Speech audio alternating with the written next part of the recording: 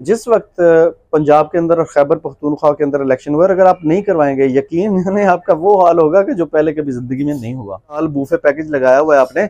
Buffet package आपने ये लगाया हुआ है कि एक टिकट लें साथ दूसरा फ्री।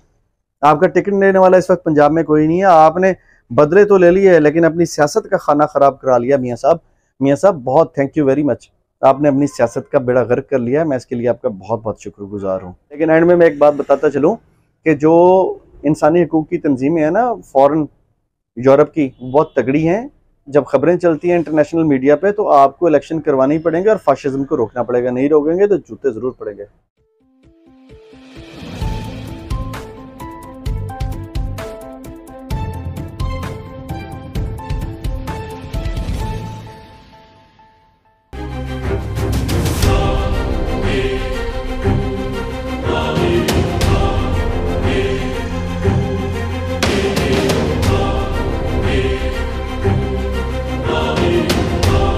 अस्सलाम वालेकुम।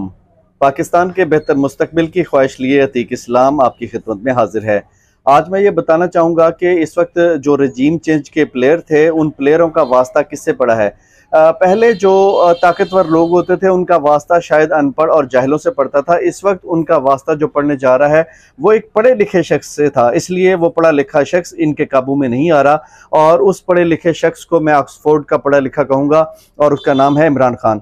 इमरान खान रजीम चेंज के अंदर बाहर अवाम में आया और अवाम में जब उसके ऊपर जुल्म सितम के पहाड़ तोड़े गए और उनके जो घर है उसको तोड़ दिया गया, आंसू गैस उनके जो कारकुन है उन पर फेंकी गई, और इसके अलावा जो है हर तरह के पर्चे किए गए इमरान खान साहब के ऊपर, दहशतगर्दी और मुख्तलिफ चीज़ों के मिलाकर 100 के करीब पर्चे किए गए। तो इस सारी सिचुएशन के अंदर क्या मामला पैदा हुए, इन पर्चों के बाद क्या कैफियत है? कैफियत ये है कि इमरान खान साहब बहुत ज़्यादा और मज़ीद पहले से ज़्यादा स्ट्रॉन्ग होते जा रहे हैं।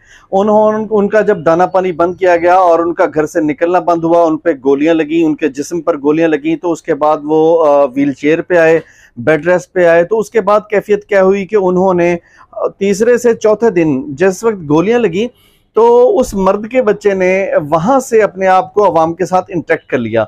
यानी कि वो सोशल मीडिया पे आए और सोशल मीडिया पर इस तरह से आए कि लोग जगह जगह पर बड़ी स्क्रीनें लगा के उनका खिताब सुना करते थे। तो इस कैफियत के अंदर जब वो काबू में नहीं आए तो उनके घर के ऊपर धावा बोला गया, उनका दरवाज़ा क्रेन की मदद से तोड़ा गया। घर में जो है वो हज़ारों पुलिस एहलकार उनके घर में घुसे, बोतलें शोतलें पी और इंजॉयमेंट की, दवाइयाँ शवाइयाँ तोड़ी, घर तोड़ा, बेड तोड़ा, बिस्तर तोड़ा, व्हील चेयर तोड़ दी।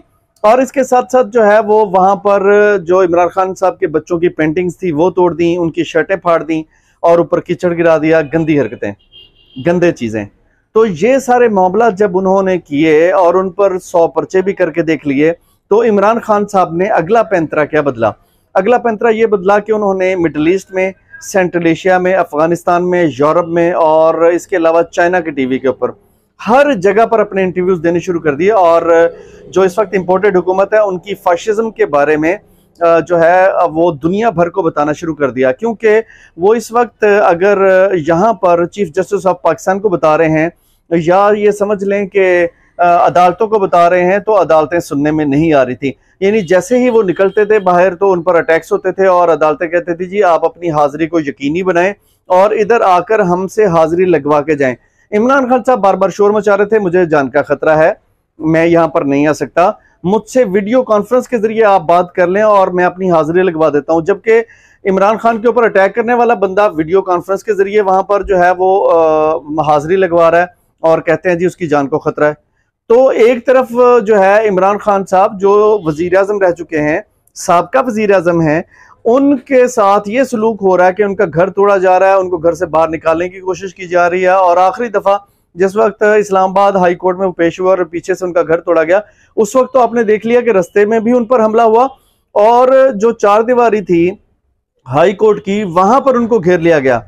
एक तरफ से पत्थर बरस रहे थे, दूसरी तरफ से अंदर कुछ बता रहे थे कि प्लास्टिक की वो पकड़ी हुई थी उन्होंने हथकड़ियां वगैरह, और हथकड़ियां पकड़ के जनाब वो जो है अंदर घुस गए। और उनको पकड़ने के लिए जब एक माहौल बना तो इमरान खान साहब ने इस चीज़ को भांपते हुए अपने ड्राइवर को जल्दी से कहा कि यहाँ से जल्दी से निकलो। तो वो जल्दी से वहां से निकले और उनके साथ जो है वो उनका एक टाइगर भी था। उस टाइगर ने भी जो हर वक्त उनके साथ होता है वो उसने मौके की को गनीमत जानते वहां से इमरान खान को निकाला और अवाम में लेके गए। मैं विजुअल इस वक्त आपके साथ चला रहा हूँ और आप स्क्रीन पर देख पा रहे हैं कि किस तरह से फिर वो एक विक्ट्री का निशान बनाते हुए इमरान खान साहब के जो फॉलोअर्स हैं और जो उनके टाइगर्स हैं वो उनको बचाकर जो है वो हाई कोर्ट से किस तरह अवाम के दरमियान में लेके गए। और अवाम के चेहरे पर खुशी के आसार भी आपको नजर आ रहे होंगे। और देखा आपने कि किस तरह से जब बचा के लेके गए, कितना बड़ा मजमा जो इस वक्त आपको रोड पे नजर आ रहा है, कितना बड़ा मजमा इमरान खान का जो है वो बाहर उनका वेट कर रहा था। जहां पर भी वो जाते हैं उनके साथ अवाम होती है और इतना बड़ा बड़ा ग्रुप, इतने बड़े बड़े जो है वो मजमे इमरान खान साहब के साथ चल रहे होते हैं, भाग रहे होते हैं। मैं आपको विजुअल्स में ये चीजें दिखा भी रहा हूं और इनकी मकबूलियत का जो है वो जादू सर चढ़कर बोल रहा है। और जो अपोजिशन है, मैं तो अपोजिशन कहूंगा, वो हुकूमत नहीं है, वो अपोजिशन है। पीडीएम सारी अपोजिशन है, इस वक्त रिएक्ट भी अपोजिशन की तरह कर रही है। तो वो सारे के सारे जो है वो दांतों तले उंगलियां दबाकर बैठे हुए हैं कि यार ये बंदा काबू में क्यों नहीं आ रहा। काबू में नहीं आएगा क्योंकि वो इमरान खान है। जैसे वो फिक्रा बना हुआ है ना कि डॉन को पकड़ना मुश्किल ही नहीं नामुमकिन भी है, तो इसी तरह खान को पकड़ना मुश्किल ही नहीं नामुमकिन है, क्योंकि चारों सूबों की पुलिस उसके पीछे लगी हुई है और वो डॉन की तरह आता है और डॉन की तरह जाता है। जबरदस्त, माशाल्लाह, नजर ना लगे मैं तो कहता हूँ। और इमरान खान किसी के हाथ में नहीं आ रहा और नहीं आएगा। मैं उसकी अगली वजह भी बता देता हूँ, क्योंकि मैंने पहले तबसरा किया था, मैंने पहले बताया था कि डॉन पढ़ा लिखा है। पहले ताकतवर लोगों का वास्ता जो है ऐसे लोगों से पड़ता था जो कि पढ़े लिखे नहीं होते थे। इस दफा ऑक्सफोर्ड से पढ़े लिखे डॉन और वजीर आजम से एस्टेब्लिशमेंट का वास्ता पड़ गया है। और पोजीशन ये है कि वो उसने जनाब जैसे ही जुल्म सितम हुआ और जैसे ही उस पर जुल्म सितम के पहाड़ तोड़े गए, घर तोड़ा गया, रास्ते में आंसू गैस फेंकी गई और इनके जो फॉलोअर्स हैं उन पे भी आंसू गैस फेंकी गई, लाठीचार्ज किया गया और पर्चे किए गए। खान पे 100 से ज़्यादा पर्चे किए गए। उनके जो राइट लेफ्ट में जो उनके इमरान खान के साथ हैं और कायदीन हैं उन पे भी पर्चे किए गए। इस कैफियत को भांपते हुए इमरान खान ने यूरोप की सबसे तगड़ी इंसानी हकूक की तंजीमों से रब्ता कर लिया, यूरोप की तंजीमों से रब्ता किया, मिडल ईस्ट की तंजीमों से रब्ता किया, पूरे मुल्क के अंदर, दुनिया के अंदर थरथल्ली मचा के रख दी। और मैं आपको बताता चलूं कि जो यूरोप की ये तंजीम है ना, बड़ी स्ट्रांग है, बड़ी ज़बरदस्त है, बड़ी वो इस तरीके से काम करती हैं कि जिस वक्त वो किसी मुल्क में नोटिस लेती हैं और अपने नुमाइंदे भेजती हैं और चेक करती हैं कि यहाँ की हुकूमत वाकई फाशिज्म कर रही है और चेक करती हैं कि यहाँ की हुकूमत वाकई फाशिज्म कर रही है, तो वहाँ की हुकूमतों को फिर नोटिस जारी होता है उन तंजीमों की तरफ से, क्योंकि ये आलमी तंजीमें हैं। फिर आप जानते हैं कि अमेरिका इस हुकूमत को पीछे से सपोर्ट कर रहा है, लेकिन वो सामने आके तो बताता नहीं है। तो जिस वक्त ये इंसानी हकूक की तंजीमें पूरे यूरोप के अंदर और उनका जो इंडिपेंडेंट मीडिया है वो जिस वक्त जो है अपनी खबरें लगाता है, तो पेंटागन को, अमरीकी इस्टेब्लिशमेंट को और अमरीकी इंतजामिया को ज़रा पीछे हटना पड़ता है इनकी सपोर्ट में। और अब वो पाकिस्तान में पीछे हटे हैं क्योंकि पूरी दुनिया के मीडिया ने जब इमरान खान के हक में न्यूज़ चलाई कि इस तरह से ये हुकूमत फाशिज्म कर रही है, इस तरह से ये हुकूमत जो है वो धावा बोल रही है इमरान खान के ऊपर, 100 से ज़्यादा पर्चे हो चुके हैं, जबकि साहब का हुक्मरान है। जिस तरफ भी वो निकलता है, मसलन पेशी के लिए निकलता है, आवाम तो वैसी साथ होती है, तो वो कहते हैं जी ये गुंडे लेके आ गया, जबकि वो गुंडे तो नहीं थे, वो तो इमरान खान के फॉलोअर हैं। और इनको गुंडे बना के उस पर दहशत गर्दी के जब पर्चे होते हैं, तो इमरान खान ने जब देखा कि यहाँ की हुकूमतें और यहाँ की जो अदलिया है वो तो उसको सपोर्ट नहीं करी, तो उसने जो एक इंटरनेशनल इदारे हैं इंसानी हकूक़, वहाँ पर रब्ता शुरू कर दिया। और वहाँ पर जब रब्ता शुरू किया तो वहाँ से उसको रिस्पॉन्स मिला, दुनिया भर में उसकी खबरें चली। कोई ऐसा दुनिया का मीडिया नहीं है जहाँ पर उसकी खबरें ना चली हों। तो इस चीज़ों से अमरीकी गवर्नमेंट पर प्रेशर आया और अमरीकी गवर्नमेंट, पेंटागन, उन सब ने पाकिस्तान में इस हुकूमत को कम से कम नोटिस भेजने शुरू कर दिए कि आप ये ज़रा रोक दें, घेरा तंग हो रहा है, इंसान के बच्चे बने, अब कुछ अरसे के लिए पीछे हटें। और मैं आपको साथ साथ एक चीज़ बताता चलूँ कि इलेक्शन को रोकना इनके बस में नहीं होगा। इलेक्शन को ये कैसे रोक सकते हैं भाई? जिस वक्त रजीम चेंज हुआ तो अदलिया कहती थी हमारे पास कोई सबूत नहीं है, एक चीज़ मतलब हमारे सामने आएगी तो हम उस चीज़ को उठाएंगे ना। ये अदलिया का मामला था भी नहीं, ये पार्लिमानी मामला था। वो आईनी मामला तो उठाती है ना अदालत, अदालत आईनी मामला तो उठाती है, तो वो बाहर से कोई पैसे देकर खरीदा गया, बेचा गया, कुछ भी हुआ उस पर उन्होंने नोटिस नहीं लिया। लेकिन अब अगर यही हुकूमत अमेरिका की मर्जी से, लोकल एस्टेब्लिशमेंट की मर्जी से या जिस मर्जी से भी अगर ये इलेक्शन को रोकने की कोशिश करेगी तो इन पर आर्टिकल 6 लगेगा, क्योंकि ये आइन तोड़ेंगे। और मेरा ख्याल है कि पाकिस्तान में पहली दफ़ा अगर कोई हुकूमत ज़बरदस्त किस्म का ये आइन की खिलाफ वर्जी करेगी तो उन पर ज़बरदस्त चार्ज लगेंगे, उनको फांसियां वांसियां तो हो ही जाएंगी। और जब फांसियां वांसियां होंगी और जनाब दमादम मस्त कलंदर होगा तो फिर मजा आएगा पाकिस्तान में। फिर मजा आएगा कि इन लोगों ने कैसे जनाब पाकिस्तान में केसेस किए थे और पाकिस्तान के अंदर इन लोगों को रुलाया था, परेशान किया था।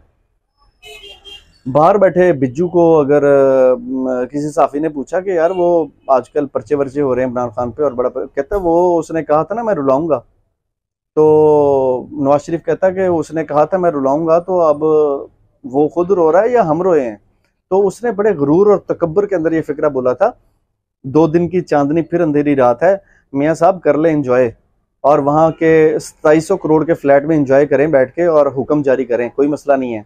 जब तक ये हुकूमत बैठी है, आपका ये जो बिज्जू साहब बैठा है यहाँ पर भाई, अगर वो यहाँ पर 2-4 दिन ऑर्डर जारी भी कर देगा परेशान नहीं होंगे हम, और यहाँ पर कुछ लोग परेशान नहीं होंगे। जिस वक्त पंजाब के अंदर और खैबर पख्तूनख्वा के अंदर इलेक्शन हुआ, अगर आप नहीं करवाएंगे यकीन यानी आपका वो हाल होगा कि जो पहले कभी जिंदगी में नहीं हुआ। तो मेरा ख्याल है कि आप पे आर्टिकल 6 लगेगा, यहाँ के लोगों पे आर्टिकल 6 लगेगा, सजाए मौत उसका जो है वो सुनाई जाएगी। मेरा ख्याल है कि आप कर नहीं सकेंगे। आने वाले दिनों में आप इलेक्शन धड़ल्ले से होते हुए देखेंगे, कोई बंदा इसको डिनाई नहीं कर सकेगा। अगर डिनाई करेगा तो मरेगा, और बिल्कुल डिनाई नहीं कर सकेगा। और इलेक्शन होने जा रहे हैं, 2 सूबों में होने जा रहे हैं। अगर यहाँ पर MPA इमरान खान के 2/3 मेजोरिटी से आ जाते हैं तो भाई आपका टिकट कौन खरीदेगा?